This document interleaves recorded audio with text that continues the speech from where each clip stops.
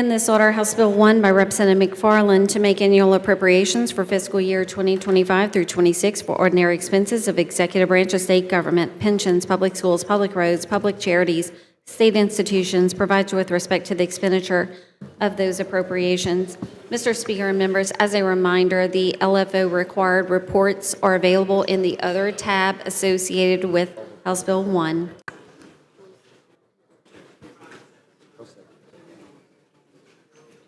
Representative McFarland. All right, thank you, Mr. Speaker. Colleagues,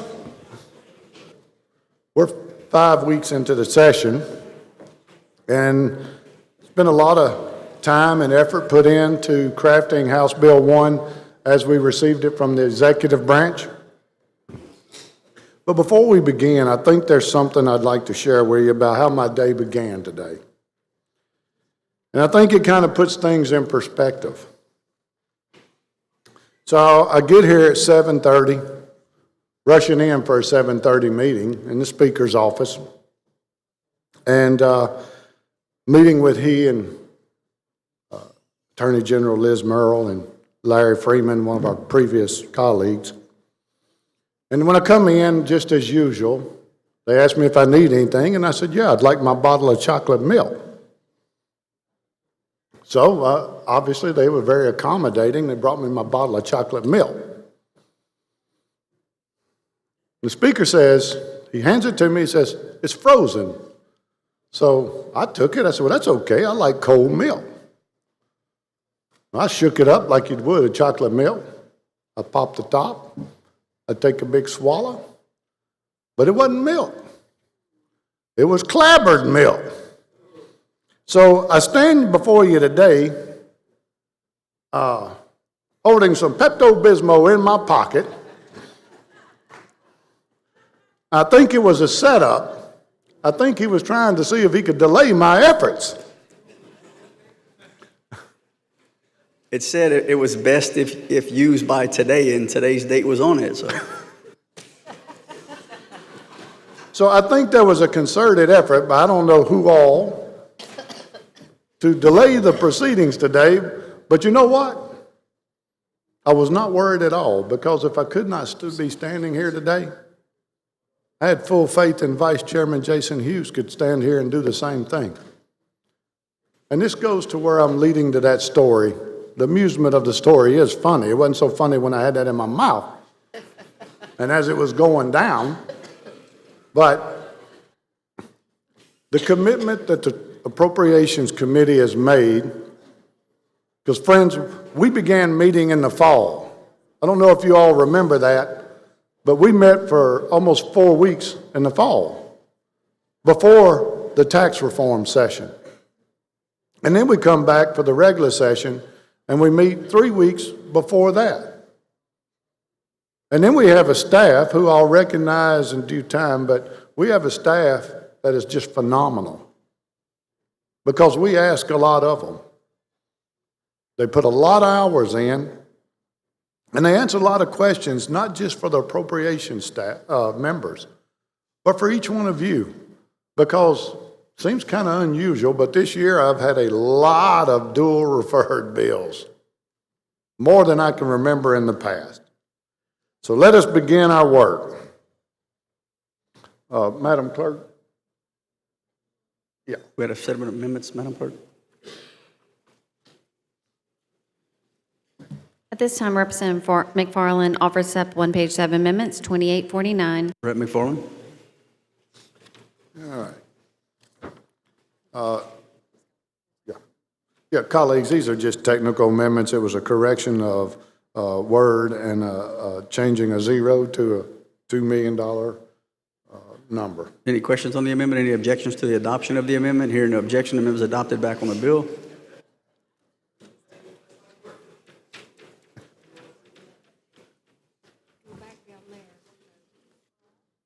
Oh, yeah.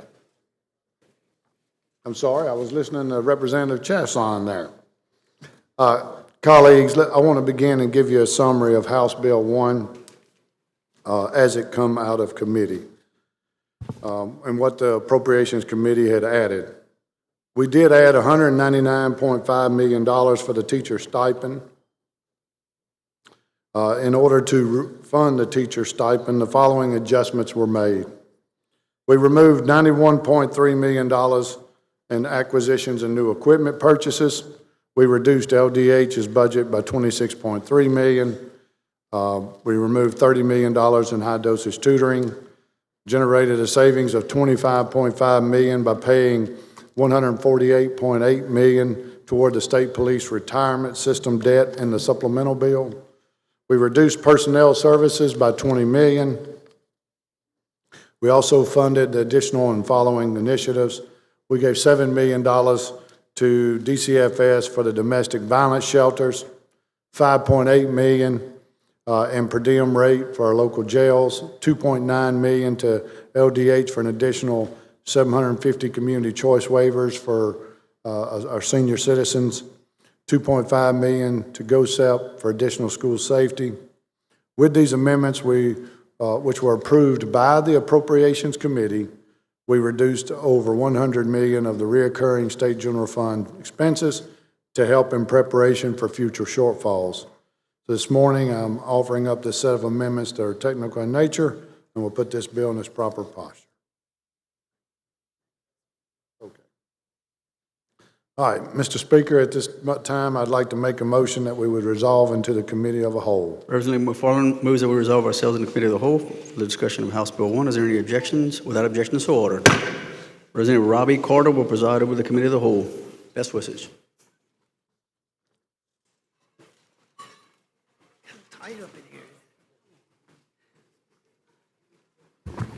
Representative McFarland, understand you have a motion to proceed schedule by schedule. That's correct. Any objections? The committee will come together, The committee will come together and the clerk will read the title of House and the clerk will read the title of House Bill 1. Bill, so we don't start with. House Bill 1 by Representative McFarland to make annual appropriations for fiscal year 2025 through 26 for the ordinary expenses of the executive branch of state government, pensions, public schools, public roads, public charities, state institutions, and providing with respect to the expenditure of those appropriations. Again, members, the LFO reports are associated with House Bill 1 and the other tab on our website. Representative McFarland, that you now make your motion to proceed schedule by schedule. I do make that motion. Any objections? Without objections, proceed, Representative McFarland. Mr. Chair and members, the preamble of House Bill 1 begins on page 1 and ends on page 13, top of page 13. Just keep it open where I can find where we are. Okay. All right, colleagues, the preamble includes the following: $111.3 million decrease in state general fund, $91.3 million decrease for acquisitions, including acquisitions in Schedule 8, financed through the installment purchasing market and Louisiana Equipment Acquisitions Fund, and $20 million decrease for personal services.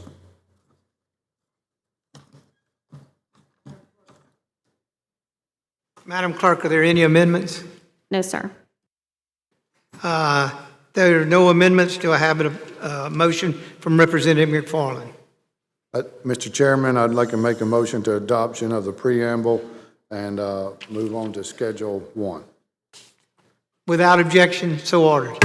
Madam Clerk, next schedule. Schedule 1, Executive Department, begins on page 13, ends on page 28. Representative McFarland. Thank you, Mr. Chairman. The Executive Department consists of 15 agencies and funded in HB 1 at $5.2 billion, including $272 million of general fund. The fiscal year 26 budget is $735 million more than the current fiscal year, primarily from the addition of funding from the Federal Budget Authority and the Division of Administration. 13 agencies are funded at the executive budget recommendation. Indian Affairs remained unchanged, while Inspector General, Mental Health Advocacy Service, Tax Commission, LSED, and the Division of Administration increased. Executive Office, CPRA, GOSEP, Military Affairs, State Defender Board, LCLE, Elderly Affairs, Louisiana State Racing Commission, and the Office of Financial Institutions were decreased. The House Committee amendments, $315.7 million net decrease in total means of finance, $2.5 million increase in State General Fund to GOSEP for the Louisiana Center for School Safety, $1.2 million increase in State General Fund to the Executive Office for Child Advocacy Centers, $312 million increase in statutory dedications in the Water Sector Fund for approved projects, and $3.5 million decrease in acquisitions, primarily in military affairs, for replacement of vehicles and repairs at facilities. Madam Clerk, are there any amendments? No amendments at the desk. Do I have a motion, Representative McFarland? Yes, sir. Yes, Mr. Chairman, I'd like to make a motion to move to adopt Schedule 1. Are there any objections? No objections, Schedule 1 is adopted. Madam Clerk, next schedule. The next schedule is Schedule 3, Department of Veterans Affairs. That begins on page 28, ends on page 33 of your handout.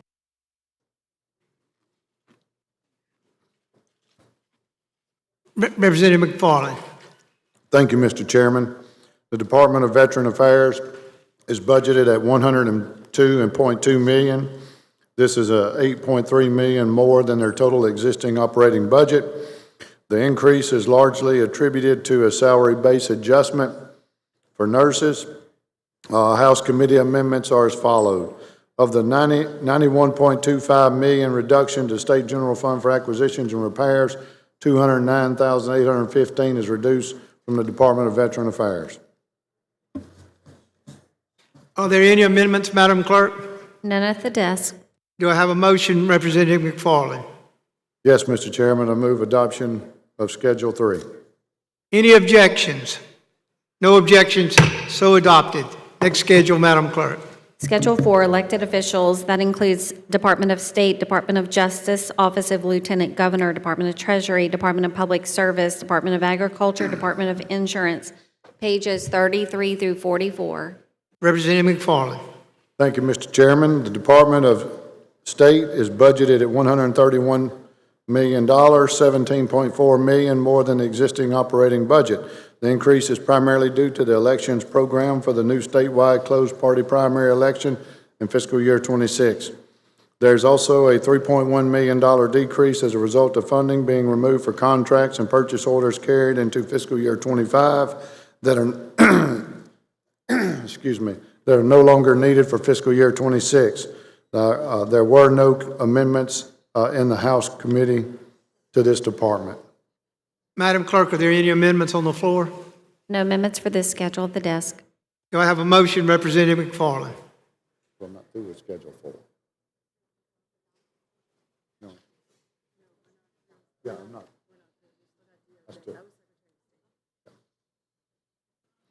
All right. Mr. Chairman, the Department of Justice is budgeted at $113,156,678 less than the existing operating budget. The net decrease includes standard statewide adjustments, additional funding, and positions for the Louisiana Medicaid Fraud Control Unit, and removal of funding for one-time expenses related to Troop NOLA. There were no amendments to this department. The Lieutenant Governor's Office is budgeted at $12.1 million, about $1.3 million more than their existing operating budget. The increase is primarily due to the House Committee amendments.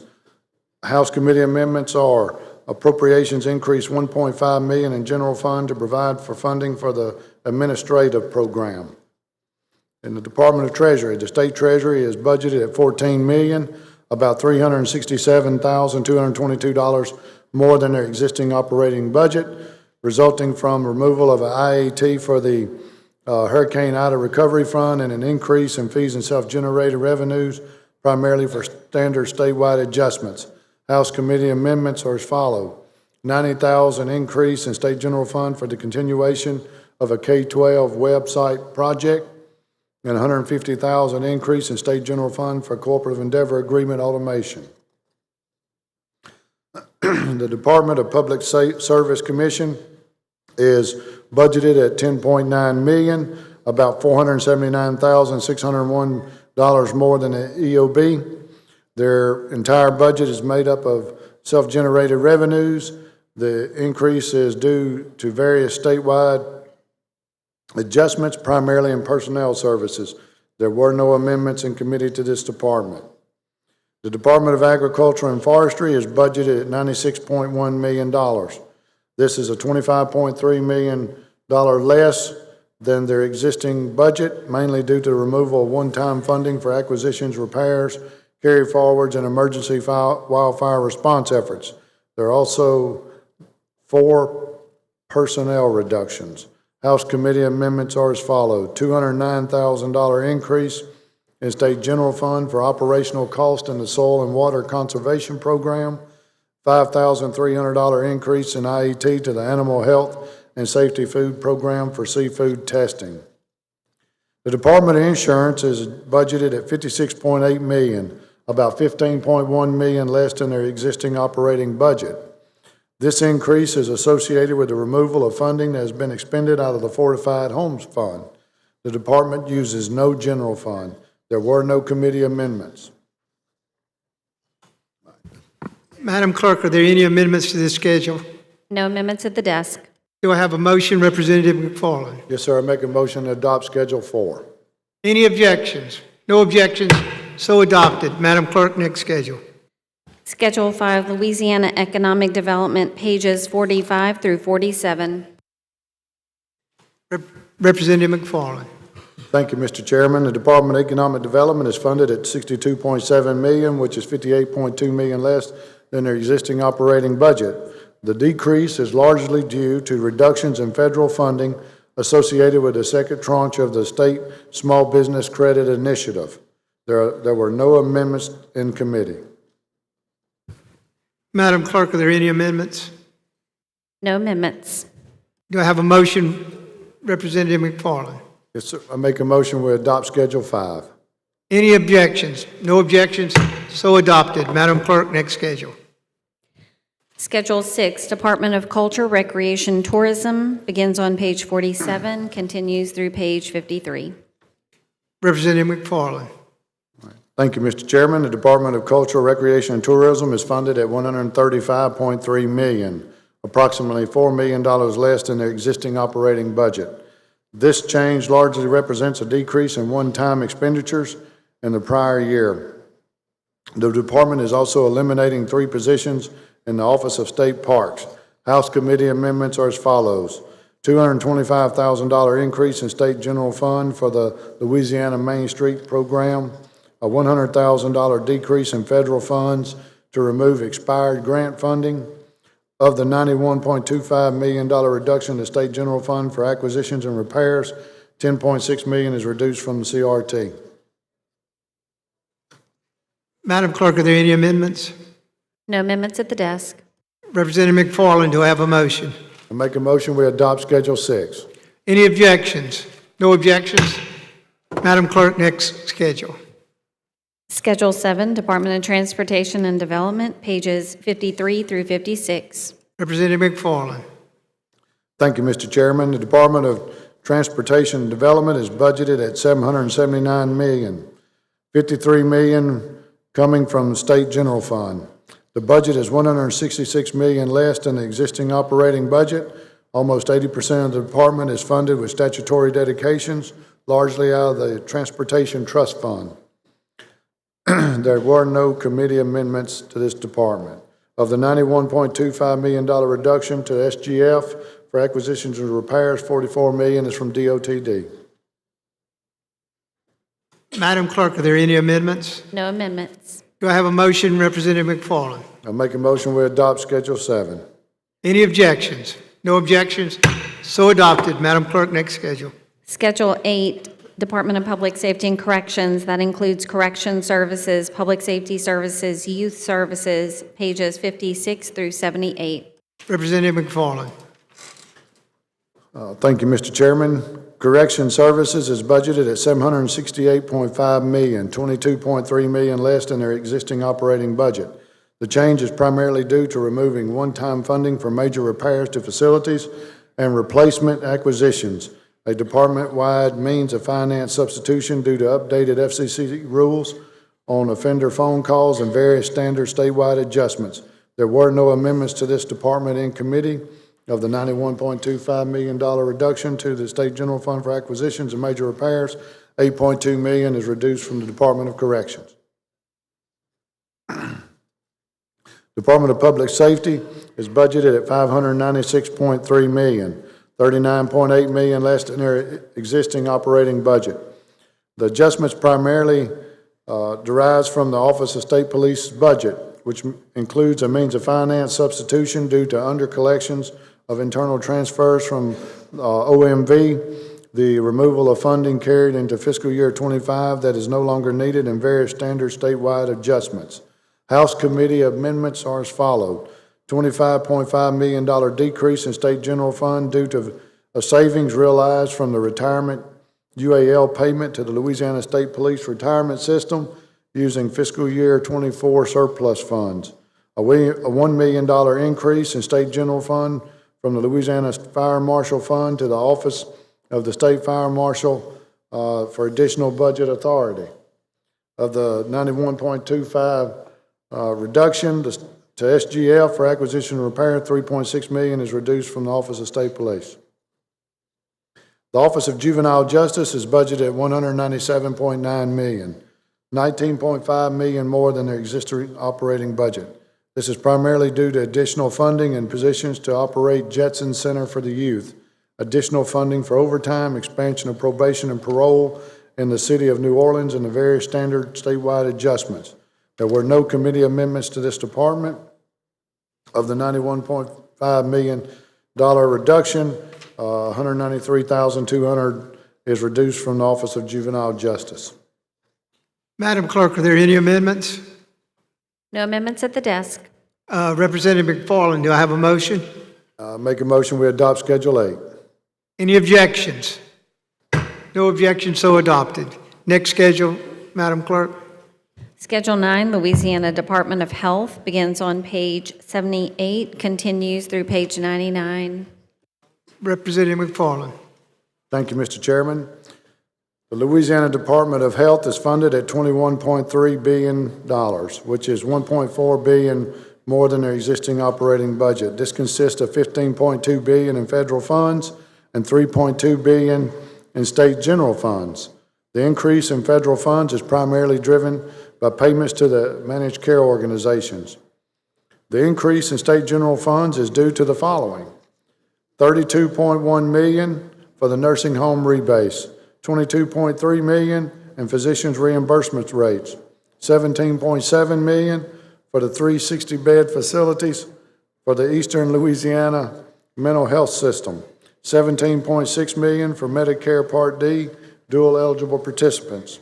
House committee amendments are as follows: $2.9 million increase for 750 community choice waivers for assisted living, $6.7 million reduction for a CMS mandate that was rejected by federal court, $26.3 million reduction based on the Medicaid forecast and reduction in eligible participants due to OMV data sharing.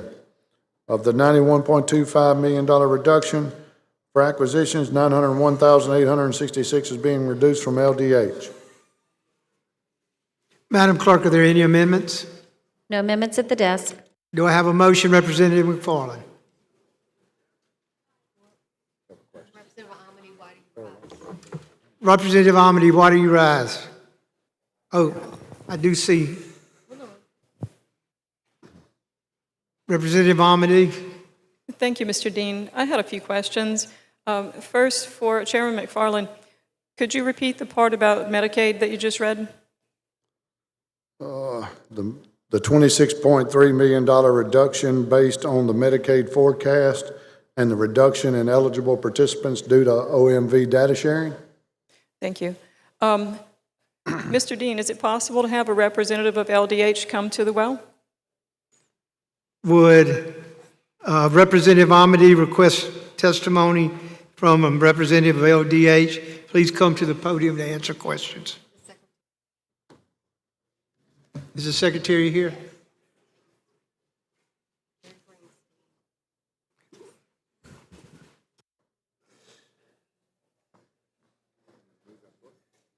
I got it, it's good.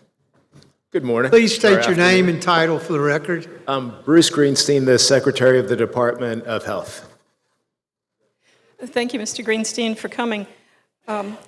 We just heard the chairman talk about a decrease to Medicaid, and yesterday we were emailed a copy of this report that says monthly Medicaid forecast, and so I wanted to have a discussion about that for a moment. The cover letter with this report on the Medicaid forecast says, the forecast currently projects expenditures over the budget by approximately $135 million. This is mainly due to actual rates for managed care organizations, MCOs, being higher than draft rates used to develop the budget, an increase in hospital-directed payments and nursing home expenditures that are higher than originally anticipated in the fiscal year 25 budget request. So, sir, my question is the budget as the chairman is proposing right now adequate, or are we going to need to increase to cover what's in this letter? We do not need to increase from what's submitted. Okay, so that should be sufficient. Do you have the numbers with you about the current Medicaid population? I do. What is the current population overall, and then what is the current expansion population? We have a forecast for June and our actuals for April.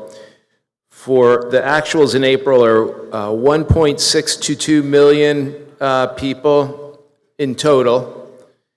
Our expansion population is 356,000, and the non-expansion is 1.095 million. So the expansion crowd is approximately one-third? About, yes. Okay, in round figures. So if we're adding the current year shortfall that's mentioned in the report to the increase in the baseline that'll be required based on those numbers, that would be an additional $270 million. Is that correct? I'm not sure I follow the arithmetic there. Can you just go through it one more time? Okay, that's what I was hoping you could clarify. Okay. Looking at the shortfall that's mentioned in the report, Of 135 yes, million? wouldn't that cause an increase in the baseline that we start with for the coming fiscal year?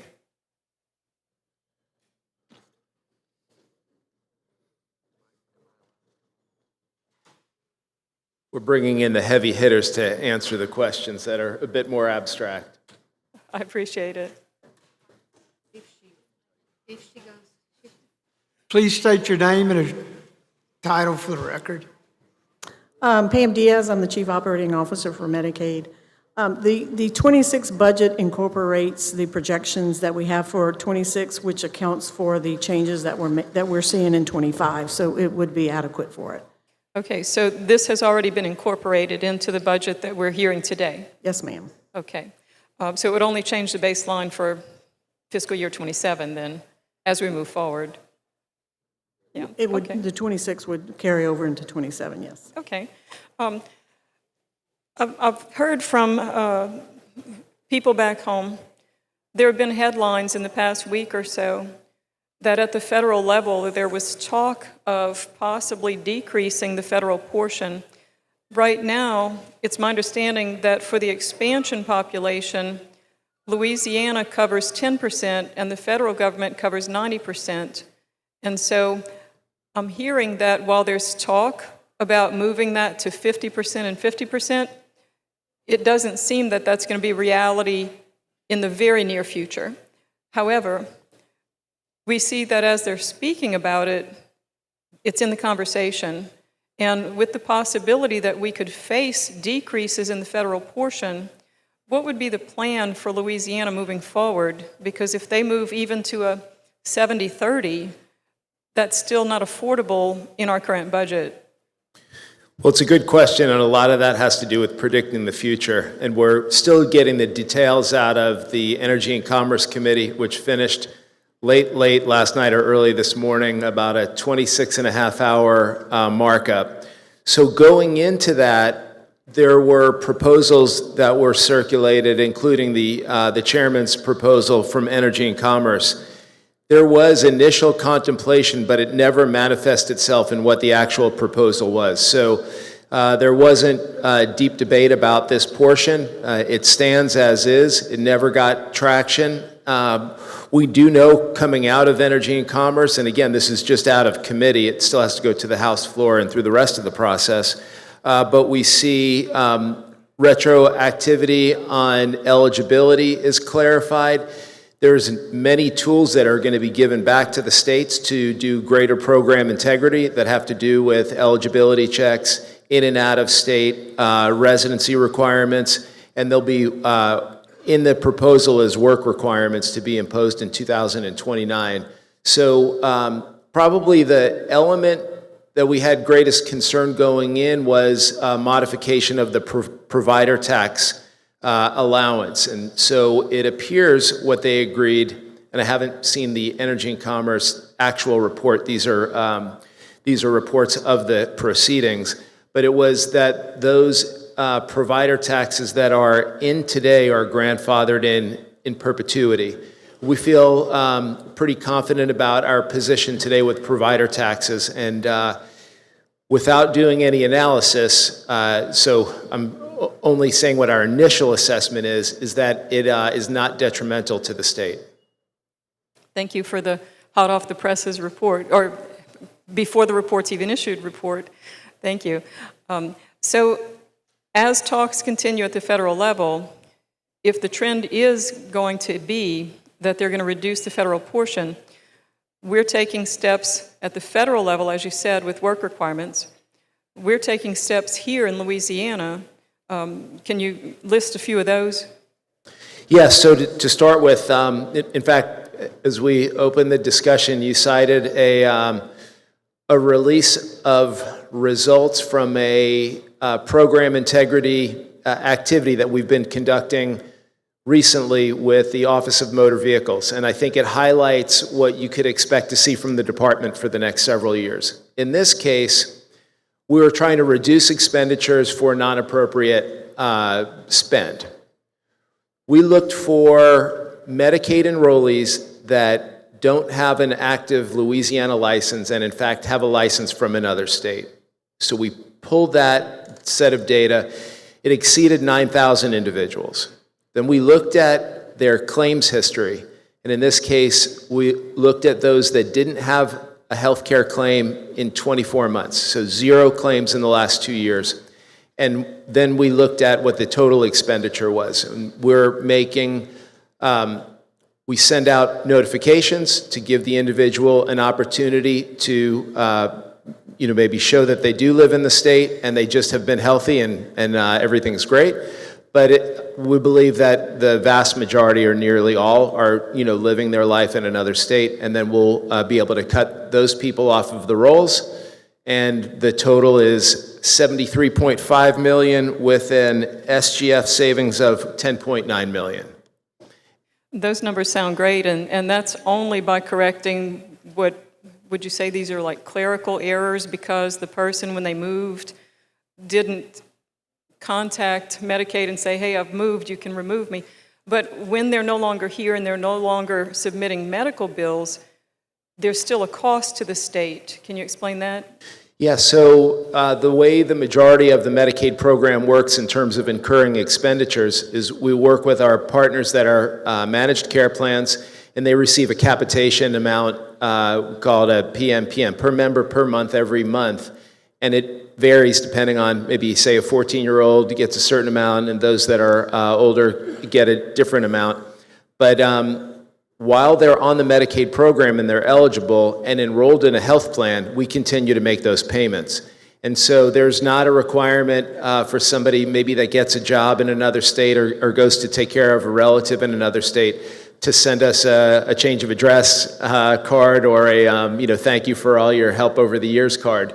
But it will be up to us and our program integrity department to continually screen individuals that we're not seeing any claims or that we see aberrant residency results. And it just makes the program stronger and more sustainable for our state, and it doesn't disadvantage somebody that is qualified and needs the care, or a healthcare provider that, say, is seeing the patient and then wouldn't get paid. That's exactly what we want to avoid, but we do want to save our state as much money as possible. Right. So the $7 million in savings that you mentioned a minute ago is simply because we're no longer making the payments for the person being on the rolls. Exactly. That's beyond healthcare. That's just the payment by the numbers.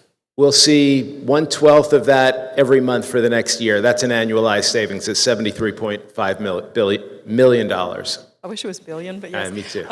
And so how often is a person supposed to recertify that they're eligible? The rules have been in flux from before COVID, during COVID, and after COVID, but today it's on an annual basis, and we will be moving it to every 6 months. Okay. And who determines that? The federal government sets those guidelines, or how much leeway does the state have? So there's post-COVID, there's been more flexibility handed to states, so that's part of it. The state can go ahead and exercise additional flexibilities, but there's not required to, but can. And then lastly, what we're seeing in the Energy and Commerce markup from committee that passed last night are a set of flexibilities and tools being given back to the state to allow them to run a higher integrity program inside their own state. And there's really a pretty significant shift. During COVID, the rules were to keep people on the healthcare roll, and it was advantageous for myriad reasons, the individual, healthcare providers, society. And now we're back to a normal state, and we're watching the enrollment levels. We're watching, for example, since the end of COVID and what we call the Medicaid unwind, where there was no longer a requirement to not test eligibility but keep people on, we reduced the rolls by about 400,000 individuals, which seems like an enormous number. But we follow the state's uninsurance numbers to determine whether or not everyone that was disenrolled is now just an uninsured person. And we've seen very incremental changes. In fact, as I was reviewing data getting ready for today, we find that for uninsurance, for children in 2021, the uninsurance rate was 2.6 and it went up to 3.3. And there's been no changes for children. We have a very flexible eligibility criterion for children, and that seems to be great. Adults from 2021 actually went down. The uninsurance rate is from 9.4 to 7.9%, and that's really a testament to the Medicaid Bureau, the state of our economy. Having 4.4% unemployment means that so many families have the opportunity to get health insurance through their employer. So our health insurance market seems to be quite vibrant by the data. Okay. When I came in 2016, the then Governor John Bel Edwards brought in Medicaid expansion by executive order. If we ever wanted to return to pre-2016 conditions where we don't have a Medicaid expansion crowd, because these are often people who are of working age and capable of work, maybe as our economy improves and they can find work better, if we wanted to remove Louisiana from Medicaid expansion, what's the mechanism? How is that done? There would be many steps and ways to think about it, but it doesn't have to be thought of as an all or nothing. And so when I look back at the pre-2016 and unemployment, we were at about 1.4 million on Medicaid enrollment for the pre-2016. Unemployment was about 6%. Today, we have 1.616 million people on Medicaid with 4.4% unemployment. Now, if there are work requirements and we think about the expansion population as a heterogeneous set of individuals that are identified as such because of an income criterion, work requirements is targeting just those that are able-bodied, don't have dependent kids, not disabled in any way. So there's a way to think about how we can assist that portion of the population to go from dependence to independence, rather than thinking about just lopping off a large portion of Louisianians from health insurance. Right. At the same time, as we've talked about earlier, you'll see over the next year a set of policies and programs that assist individuals and families that have access to private health insurance for Medicaid to help them pay for private health insurance for them to be able to make the switch. And in some cases where there's not access to, say, employer-based insurance, but they have access to an exchange plan, and the cost of that is lower than the overall Medicaid program, then we have opportunities, we think, in the new law, whenever it passes, for the state to be able to help that individual buy into the private health insurance market and have a net lower cost for Louisiana state budget. Yet for physicians and hospitals, they would still have a patient with coverage that may even have a higher reimbursement rate. So that could be a win-win for Louisiana. Okay, so it sounds like what you're describing is not simply saying Louisiana will no longer be part of Medicaid expansion. You're talking about all the different processes that can take place to help lower the population that's on Medicaid expansion because they'll no longer qualify, because they'll be doing better. Right, exactly. Okay, and that's great. In order to actually remove Louisiana from Medicaid expansion altogether, though, procedurally, it didn't take a legislative bill to put us into expansion. It was done by executive order, and then I suppose contracts and things had to be signed after that. So to reverse that, that's what I was hoping to hear too. How would that be reversed? Apparently not by legislative action. That is something that I have to do some research, talk to the attorneys, and look at Title 19 of the Social Security Act. I don't know the answer off the top of my head. Okay, well, I appreciate you thinking about it. So in closing here, just to review, it seems that we're about to experience changes in the guidelines coming down from the federal government that are going to improve the lot for Medicaid expansion recipients here in Louisiana. The state's going to have more flexibility, more autonomy. There are going to be more opportunities for the recipients to find other ways to access insurance if they have an income. And if they don't, there will be more ways to help them to find gainful employment. Is that a good summary? That's a very good summary. I think it's probably 3 buckets, like you said. I think we'll see more flexibility given to the states to run their programs more aligned to how the state sees it. 2 is having tools needed to run the program with higher integrity, more efficiency. And then lastly, the ethos for us is to help Louisianians move from dependence to independence. And this will provide us some tools with that. And probably the greatest healthcare program that we can envision for our Medicaid members is Great Jobs. And the work that I've been watching this body do this session has been promoting a vibrant, growing economy. And to us, that's how we help people move to independence. Yes, sir. And one last item. Right now in the House, there's a bill moving through the process that's called the one-door bill, which will be sort of a one-stop shop for those who are applying for the various benefits. Can you speak to the potential impact of that passing to the budget and to Medicaid? I can't speak to the whole, but for the parts that we potentially would be involved in, I think that this is very forward-thinking. This is when government works really well, it helps people and it costs less. That's how I'd put the category.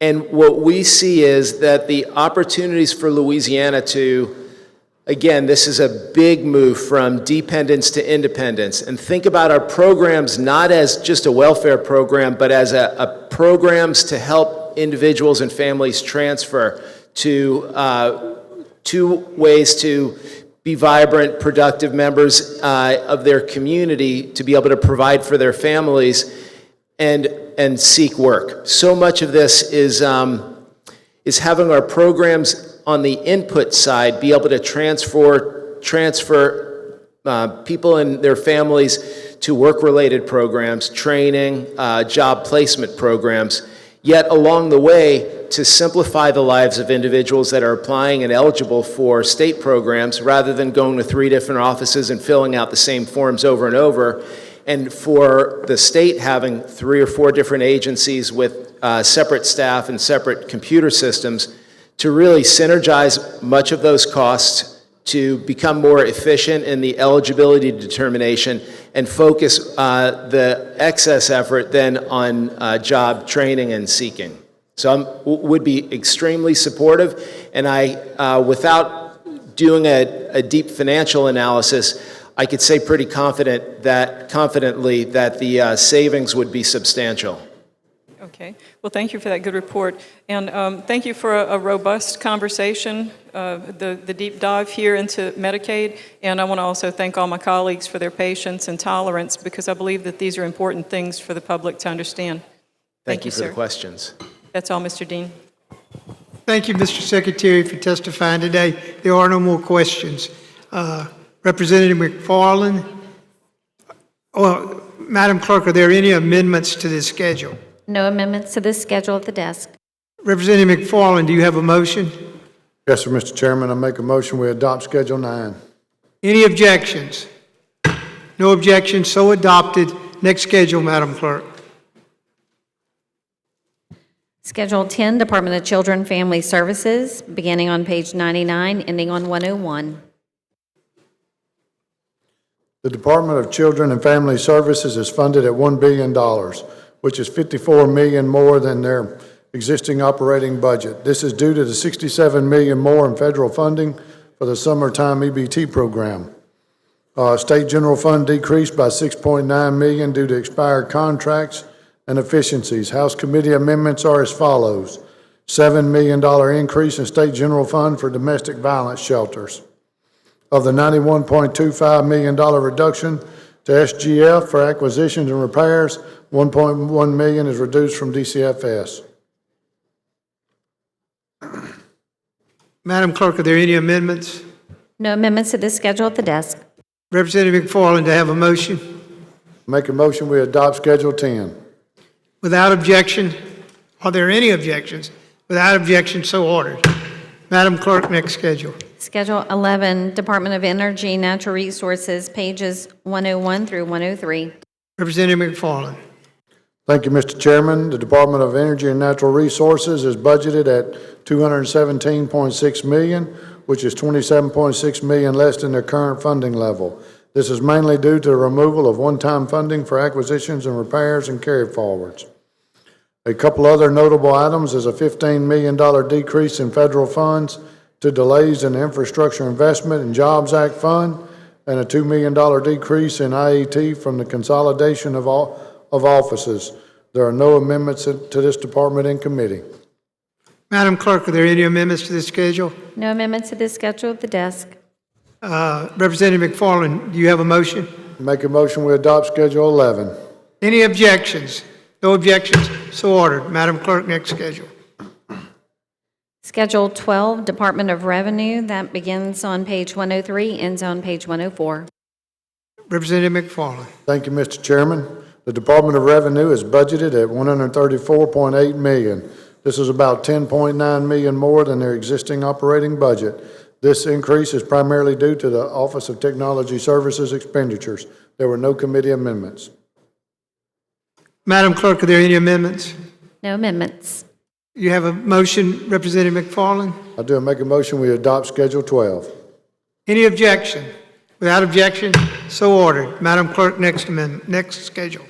Schedule 13, Department of Environmental Quality, pages 104 through 107. Representative McFarland. Thank you, Mr. Chairman. The Department of Environmental Quality is budgeted at $153.3 million. This is about $11.6 million less than their existing operating budget. This is mainly due to the removal of one-time funding for acquisitions and repairs, carry forwards, as well as $3.3 million reduction for the Volkswagen settlement contracts nearing completion. House committee amendments are as follows: $3.1 million decrease in IET associated with decreases in the Louisiana Watershed Initiative, a $25,000 increase in fees and self-generated revenue for an increase in reporting services for public meetings, a $100,000 increase in FSGR for legal and communications contracts. Madam Clerk, are there any amendments? No amendments at the desk. Do I have a motion, Representative McFarland? Yes, sir. I make a motion we adopt Schedule 13. Are there any objections? No objections, so adopted. Madam Clerk, next schedule. Schedule 14, Louisiana Workforce Commission, pages 107 through 109. Representative McFarland. Thank you, Mr. Chairman. The Louisiana Workforce Commission is funded at $335.9 million, about $34.9 million more than their existing operating budget.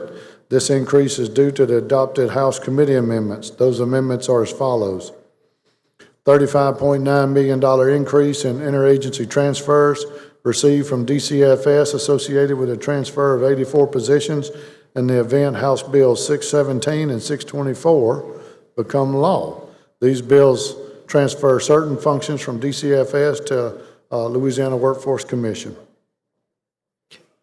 Madam Clerk, are there any amendments? No amendments at the desk. Do I have a motion, Representative McFarland? I make a motion we adopt Schedule 14. Any objections? No objections, so ordered. Madam Clerk, next schedule. The next schedule is Schedule 16, Department of Wildlife and Fisheries, pages 109 through 114. Representative McFarland. Thank you, Mr. Chairman. The Department of Wildlife and Fisheries is funded at $200.4 million. This is a $93.4 million less than the previous year, primarily due to one-time funding for various acquisitions and repairs, a decrease in the National Oceanic Atmospheric Administration funds, and funding carried into fiscal year 24 that is no longer needed in fiscal year 25. There is also a means of finance swap out of the Conservation Fund into the State General Fund due to under-collections causing depletion of the fund.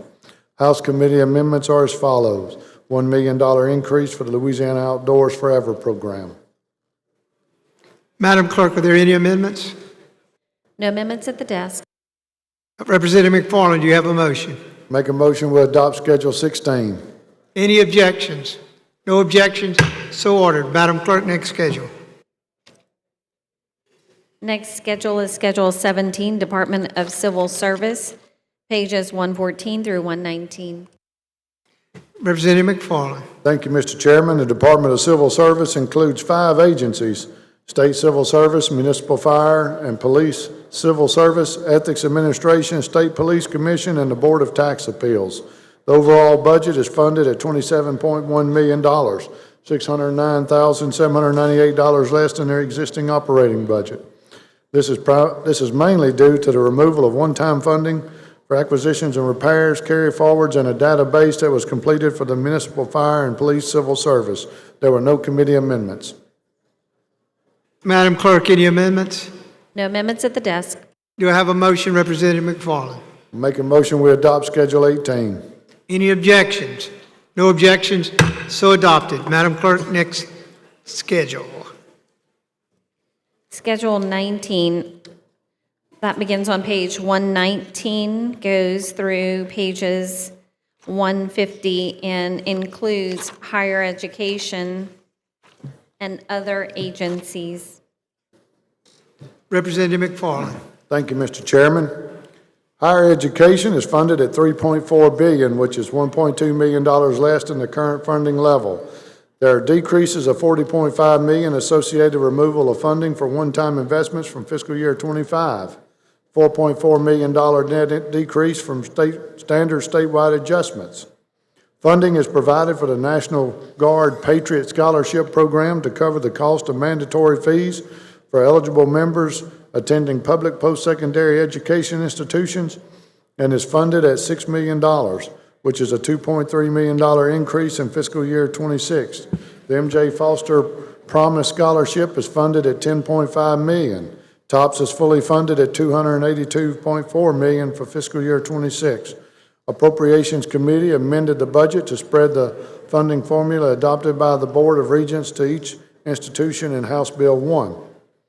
Special schools and commissions consist of 7 agencies: the Special School District, LSMSA, Thrive Academy, LETA, Bessie, and NOCA.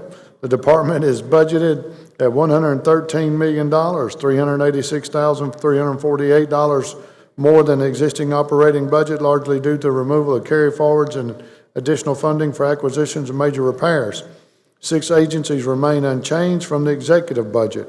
House committee amendments are $11,040 increase in interagency transfers for MFP funding from LDOE for the projected student count. Of the $91.25 million reduction, $8.6 million State General Fund primarily for infrastructure improvements at LSMSA and LETA. The Department of Education is funded at $6.5 billion, or approximately $882 million less than the existing operating budget. This is primarily due to the removal of federal funding and state activities and subgrantee assistance. The executive budget did not include funding for a teacher stipend. The proposed formula funding for request $30 million for tutoring, the $17.5 million for differentiated compensation, and $2.5 million for internships and apprenticeships. It should be noted that this stipend includes charter schools at a cost of $15.4 million. $410.5 million of total funding remains for early childhood education, $170.4 million of State General Fund, $78.5 million for early childhood child care assistance program, also called CCAP, $84 million for LA4, and $7.84 million for non-public early childhood. $8.4 million State General Fund was used to keep LA4 whole. Finally, the Louisiana Giving All True Opportunity to Rise, LA Gator, is funded at $93.4. House committee amendments are $199.5 million increase to fund a teacher stipend, $174 million of State General Fund, $25.3 million from over collections, $30 million decrease in State General Fund for the tutoring services, $11 million decrease in State General Fund to align with MFP student count projections, a $350,000 increase in State General Fund to the American Heart Association. Differentiated compensation remains unchanged at $17.5 million. The LSU Healthcare Services Division is budgeted at $73.5 million. This is $1 million more than their existing operating budget. This change is primarily due to the retirement rate adjustments and market rate adjustments. There were no House committee amendments to this agency. Madam Clerk, are there any amendments? There are no amendments for Schedule 19. Representative McFarland, do you have a motion? I make a motion that we adopt Schedule 19. Is there any objection? No objection? So adopted. Next schedule. Schedule 20, Other Requirements, and that begins on page 150 and continues on.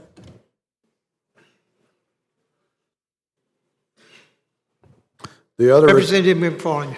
Thank you, Mr. Chairman. The other requirements schedule funds many various initiatives such as local housing of state offenders, sales tax dedications, parish transportation, district attorneys and assistant DAs, state aid to local government entities, supplemental payments to law enforcement, and other items. Other requirements is budgeted at $986 million, which is $1 billion less than the current budget. The decrease is primarily due to one-time funding carried forward from fiscal year '25 that is no longer needed, and one-time projects funded in the 2024 revised statute.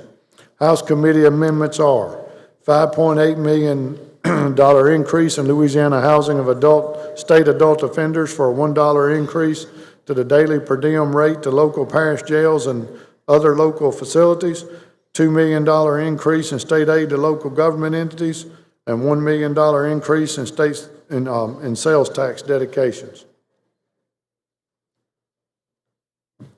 Madam Clerk, are there any amendments?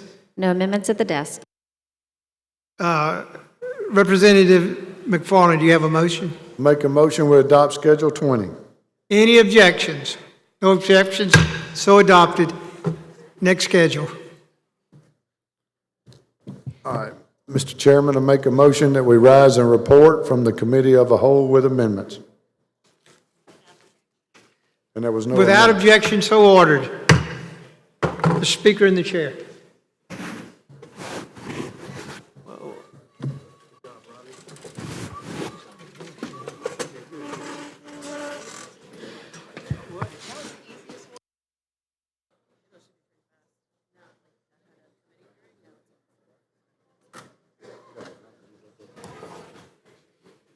Roll call, members, vote your machines. Madam Clerk, open machine. Members, vote your machine. Carter. Riser. Wright. Members, vote your machine. Members, vote your machine. Lyons, Green. Members, are you through voting? Members, are you through voting? The clerk will close the machine. We have 97 members present and a quorum.